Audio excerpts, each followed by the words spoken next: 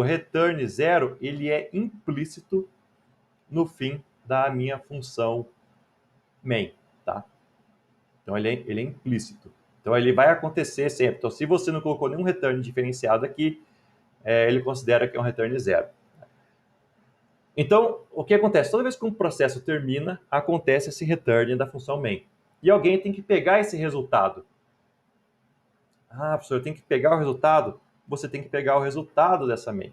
E como é que eu faço para pegar o resultado? A função que pega é uma outra chamada de sistema chamado wait, que é uma função blocante, ou seja, é uma função que ela espera um processo filho encerrar. Então, o que acontece?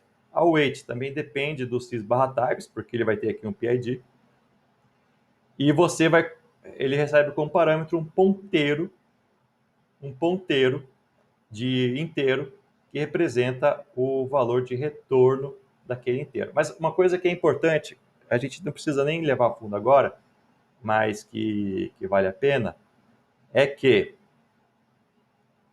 embora a nossa main seja do tipo inteiro, a gente só pode retornar um int de 1 byte, ou seja, é entre 0 e 255, tá? Então a gente não pode retornar um valor maior que 255, senão vai dar alguns problemas, então, vamos só pensar nisso.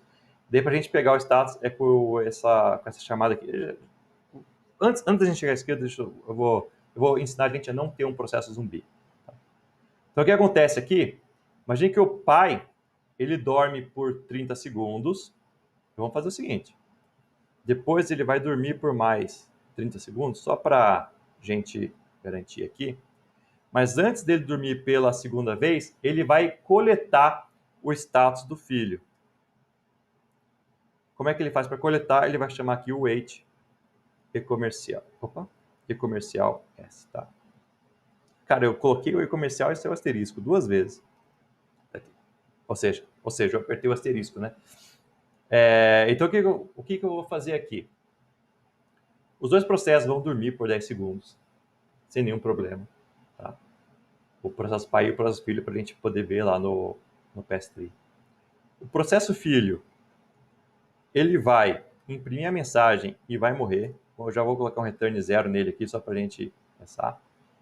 Agora, o processo pai, ele vai ficar dormindo por 30 segundos. Então, quer dizer que nesses primeiros 30 segundos, o nosso processo vai virar um processo zumbi. Esse filho aqui vai ser um zumbi. Depois que dormir por 30 segundos, ele vai coletar o resultado do processo filho.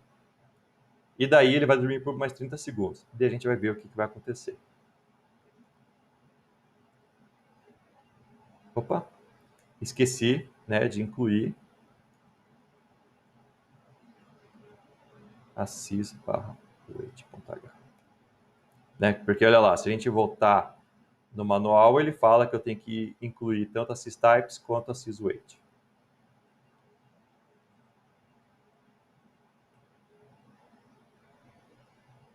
E agora a gente pode dar aqui um make aula, fala compilado sem nenhum warning.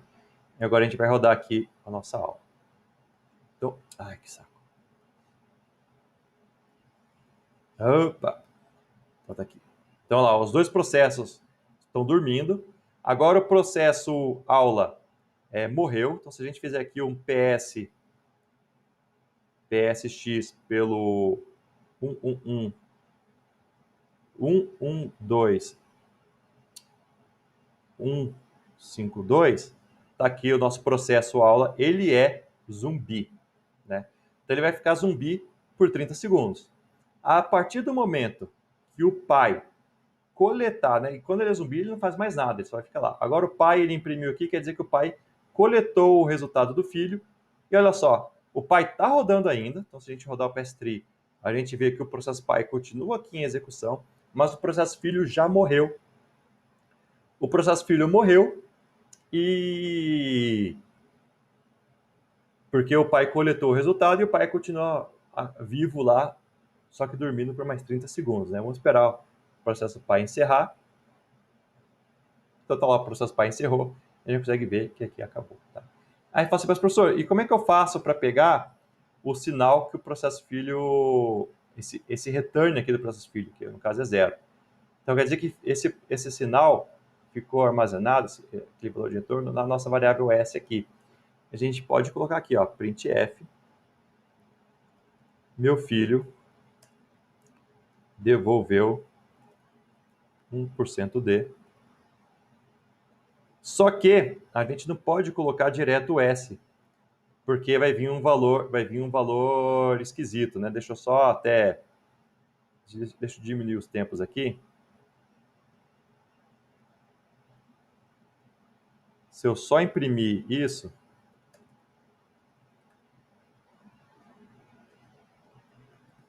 vir por 5 segundos.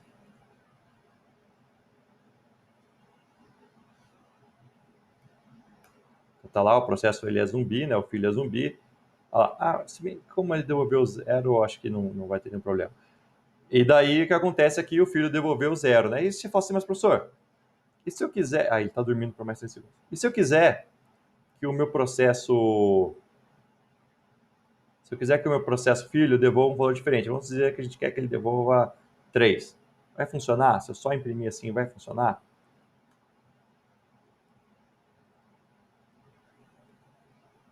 Então, vamos ver o que acontece se eu só colocar lá o valor. Então, tá aqui o PS3, lá, a aula tá lá. O processo morreu. Olha lá, e veja só, se eu devolver 3, como é que o meu printf do meu inteiro fala que foi 768? O problema é que dos 4 bytes do nosso inteiro, é só 1 byte que é reservado para o nosso processo filho. Só 1 byte que é reservado para o nosso return. Os outros 3 bytes são controles do sistema operacional, então vai ter algum problema. Então o que acontece aqui? Que dentro do manual da função main, a gente consegue descobrir qual que é o status só da saída do nosso processo. Então, nós temos algumas macros que a gente pode encapsular aquela nossa variável S. Tá? Então, essa WEF exited, ela retorna verdadeiro se o filho terminou normalmente, ou seja, se ele chamou a função, ou se retornou a main, se fez lá um return qualquer. E a WExit status, ele vai me devolver, ela retorna o valor de retorno do meu processo filho, né? Essa primeira é para saber se o meu processo recebeu um segmentation fault ou um arithmetic error, né? Uma divisão por 0, ou qualquer coisa que a gente consegue saber se ele saiu por algum exit normal ou se ele foi interrompido pelo sistema operacional, ou consumiu o máximo de memória que dava para consumir, qualquer coisa assim. Valeu, Durval. Qualquer coisa assim, né? Então são essas duas macros aqui, tá? Mas a exit status, ela me devolve o sinal de retorno. Então a gente tem que fazer aqui um w exit status, né? Então o que a gente fez aqui? Então eu encapsulei a nossa variável s, que é o inteiro, dentro da exit status, e daí agora a gente pode compilar o meu código aqui e rodar novamente. Lembrando que o processo filho, a ideia do processo filho era justamente devolver o código 3. Vamos ver se agora a gente consegue pegar o código 3. Então ele é zumbi e está lá, o filho devolveu o 3. Então a gente sabe que funcionou corretamente. Então a gente tem que encapsular dentro da chamada. Então o que eu recomendo para vocês é vocês darem uma lida meio que geral nesse manual. É um manual relativamente grande. O manual tem 410 linhas, né, de texto. E o legal é que ele tem um exemplo lá embaixo também, como é que você usa, tem algumas coisas legais. Então, esses manuais dessas funções, dessas chamadas sistemas, eles tendem a ser bem completos, e geralmente eles ficam na página 2 do manual, por isso que fica com esse númerozinho 2 aqui. E você consegue entender de uma maneira bem clara para que serve a função, como é que usa, quais são outras funções parecidas com ela, que eu não vou nem discutir agora, né? E a gente